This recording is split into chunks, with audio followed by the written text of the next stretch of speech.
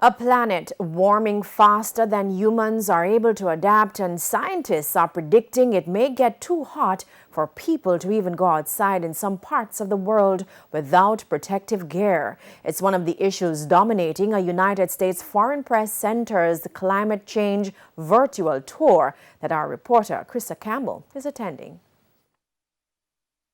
Human activities such as how we use energy, grow crops, and industrialization continue to warm the earth at an alarming rate. The result, more frequent wildfires in the American state of California, a devastating blaze in Australia in 2019-2020, and outbreaks in unlikely places like the Amazon rainforest in Brazil. The world had that kind of a significant change in temperature. Huge areas were either under ice when it was colder or were covered by water when it was slightly warmer. These are massive shifts when you look at global averages. And unless the world significantly slows the impact of climate change, Dr. Jonathan Pershing says things will only get worse.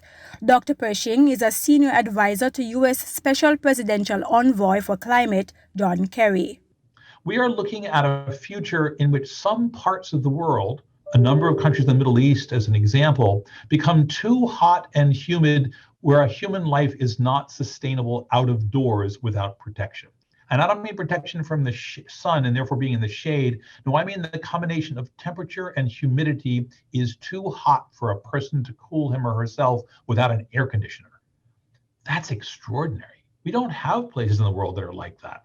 And by 2030 or 2050, to expect that to be a number of days per year means you cannot live outside in those places. Locally, climate specialist at the Meteorological Service, Glenroy Brown, says this summer won't be as hot as in previous years. He has projections up to the end of July. Although we're expecting high temperatures, they are not likely to be higher than the ones that we have experienced in the past recent years, especially in 2019. He says it's partly because of a reduced impact of the Saharan dust, which suppresses rainfall and increases temperature.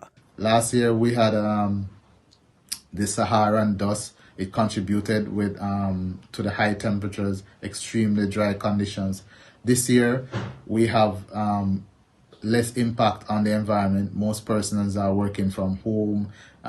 We're not having that type of conditions outside where persons are contributing more greenhouse gases to the environment. Krista Campbell, TVJ News.